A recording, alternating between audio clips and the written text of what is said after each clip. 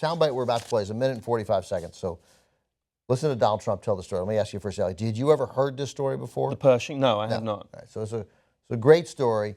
Donald Trump, and as you even the way Trump tells it, you'll see it is bereft of facts or information. He doesn't even know the story.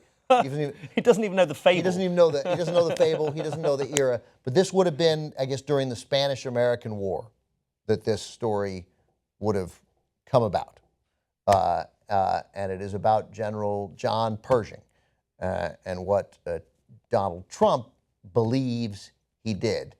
And if it were true, it would be sickening, but we'll just let Donald Trump tell it. You know, I read a story. It's a terrible story, but I'll tell you. Should I tell you or should I not? Early in the century, last century, General Pershing, did you ever hear? Rough guy. And they had a terrorism problem. And there's a whole thing with swine and animals and pigs, and you know the story, okay? They don't like that. And they were having a tremendous problem with terrorism. And by the way, this is something you can read in the history books. Not a lot of history books because I don't like teaching this. And General Pershing was a rough guy. And he sits on his horse and he's very astute, like a ramrod, right? And the year was early 1900s. And this was a terrible problem. They were having terrorism problems just like we do. And he caught 50 terrorists who did tremendous damage and killed many people. And he took the 50 terrorists, and he took 50 men, and he dipped 50 bullets in pig's blood. You heard that, right? He took 50 bullets, and he dipped them in pig's blood. And he had his men load his rifles, and he lined up the 50 people, and they shot 49 of those people. And the 50th person, he said, you go back to your people and you tell them what happened. And for 25 years, there wasn't a problem. Okay? 25 years, there wasn't a problem. All right? So we better start getting tough, and we better start getting vigilant, and we better start using our heads, or we're not going to have a country, folks. We're not going to have a country. All right, so first of all, so it was in the Philippines, which we, I believe, if I know my history, took from the Spanish after the Spanish-American War. Mm-hmm. So this might have been in the aftermath of the Spanish-American War. Between 1909 and 1913, okay, so just prior to the First World War. 10 years, so I was wrong about it. So it's a good solid 10 years out. The Spanish-American War, I think, ended in 1901, or something like that, 1898, 1901. We control the Philippines. And you know who was in the Philippines? I mean, first the Spanish had controlled the Philippines, and then we control the Philippines. And Filipinos were there. And I'm just going to guess, they didn't like Spanish, they didn't like us there either. Right. Generally, I don't know, countries don't like military presence in their country. So these guys who were, according to Trump in his story, Muslim insurgents, similar to the Muslim insurgents that we're facing with ISIS, yes. He suggested that General Pershing would round up these terrorists, who he called us, if it were the American Revolution. Just for the record, those guys who don't exist or didn't exist in this scenario would be called freedom fighters, right? When they're the Contras, the freedom fighters. But here, I guess they were terrorists, sure. Even though that was their country. And Trump is celebrating a story where General Pershing kills 49 out of 50 with just the added dipped in pig's blood because they're Muslim. Right. Kills 49 of them.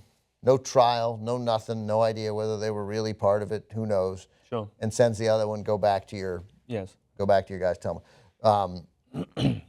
I imagine if Trump heard a story about either the French resistance or the Polish resistance, and they'd kill a German soldier using terrorist tactics, sometimes lying in wait for a car to come around, and Heydrich was killed in Czechoslovakia because partisans waited for him and tried to bomb his car and then ended up shooting him down with a machine gun. And so the Germans would round up villages and mow down entire neighborhoods of civilians. And sometimes I imagine they might have said, let one person live, let people know what happened here. Right? It does. It would be an incredibly effective message. That's almost the most dangerous, scary thing I've heard Trump say. Now, really? Yeah, because it suggests that that's a kind of military tactic that he might. By the way, again, I don't know that I've said this yet. The story's not true. The story is not true. The story Correct. that didn't happen. Right. But that's it's almost widely discredited. The reason it's not in a lot of history books is because it's not true. And so history books tend to be factual in nature. It's funny, but I thought Republicans thought that the history books only like to, they like to denigrate America. The history books that that the Ted Cruzes of the world are trying to push in Texas and have come about in Kansas and all other sorts of places, mostly Texas. They whitewash history and they don't even call slavery because it reflects badly on America. So you would think the history books would include this story because it reflects poorly on America, but I guess they don't because it didn't happen. So this is consistent with his "we need to fight fire with fire." Right, but this was... and it's taken out of, he's been watching, in his downtime, he's clearly been watching The Usual Suspects again or something, because it did seem like it was just a sort of an explosion of that scene when Kaiser Sose comes back and that apocryphal scene where he shoots his old family and then lets one of them go and to tell. I mean, that's right. It sort of just sounds a little bit like that. But anyway, maybe that's what he's been watching on Trump 1 during his downtime. Anyway, I'm speculating now. It's fun, but I'm speculating. But this is consistent with his whole, Ted Cruz is a pussy because he doesn't believe in waterboarding enough. Right. It's not that he doesn't like waterboarding. It's just, and he went, Ben, he was on a roll that day because he went on, I was looking at, he went on to say that, just on waterboarding, it was minimal, so 3 minimals, torture, minimal torture. Right, torture. Minimal torture. Right. Again, I find this entirely consistent with a very troubling, he's saying we as Americans are fed up with seeing, and he's, listen, highly evocative, highly provocative, people being burned in cages and their head, it's horrendous and it's horrific, but it's not, the answer is not to literally fight fire with fire. The answer is not to, we're just going to, scorched earth policy in order to deal with this threat. Right. Because as we've already spoken about, ISIS is a symptom of a problem. It is not the root cause of the issue. Yes, it's terrifying, but this is all fear-mongering. And to come back to the Nazi thing, this is what, when you prey on fear in this way, and when you use it so effectively as he has, all bets are off. And it just, the rhetoric then goes to a very, very dark place. The reason why, and I hear you, and I agree with you, but the reason why this struck me and why I'm trying to make a big deal out of it is because the danger with Trump, when you say it's consistent, the danger that Trump has created is that he says a number of these things, and you're right, it is consistent. But eventually, because we know that things generally work out in the end, right? And the presidency is probably bigger than any one guy screwing it up. And because Trump is also funny and amusing sometimes while in the middle of being horrible. Like even the beginning of that. I'm going to tell you the story. Should I tell it to you? I don't know. I'm going to tell you. You won't like it, but I'm going to tell you. And you're like, okay, that's great. Nobody talks like this. No politician talks like that. Right. We get used to him and we get accustomed to him. And it becomes acceptable that he thinks these things and that he says these things. And that there isn't already, I've heard it from some fairly serious friends of mine. Trump being Trump, it's ridiculous, he won't win. Or even if he wins, it's just Trump being Trump. And here is a guy celebrating a story that if you or I had heard about this, and I'd never heard this story, but I'd be like, holy crap, how can we name anything Pershing Square, right? How can we who names anything after this monster, right? This World War I, and General Pershing, I think, if I'm not mistaken, was a World War I hero. So how would we ever think anything of this guy other than Thomas Calley? He's America's first greatest war criminal, right? He's the Slobodan Milosevic of the United States Army. Right. And of course, we haven't heard that because it's not true. And that he would take that story and think it's great. That to me was, again, not stunning, not shocking, but I want it to shock people. I want to still be able to have Trump say hideous things and have it frighten people, that he might say to our military, round up 50 guys of military age from this village and pull a bullet through their head, and that'll send a message not to mess with U.S. troops.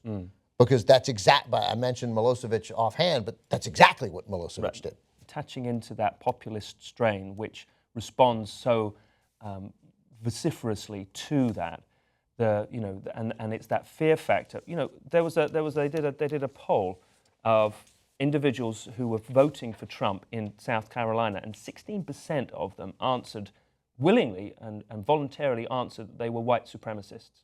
16%? 16%. They voluntarily said that they were white supremacists. Marco Rubio had 9, Ted Cruz had 7, and Ben Carson inexplicably had 1%. But that's not to undermine the veracity of that poll. 16% were voluntarily believed that, because to come back to what we were saying, it's Fox News and it is the Republican Party that have created this monster. And he is a monster. It is monstrous, the things that he is saying. And you're right, it is very funny and it's humorous. And I thought it was a great old hoot for a long time. And everybody was, oh my goodness, this can't possibly be true. This is just silly and he's a buffoon. And doesn't he say outrageous things? It'll certainly make it a little bit more interesting for a couple of months. But it is Fox News, and they, be careful what you wish for, because they have said, we want a strong leader. If you ever watch Fox News, you want a strong leader. This is outrageous. They kowtow to the Democrats. They're never going to do this. You're never going to do that. Well, guess what? All of their chickens have come home to roost. You're right. It is monstrous what he's advocating, what he's saying, and I think the point that you're making is valid.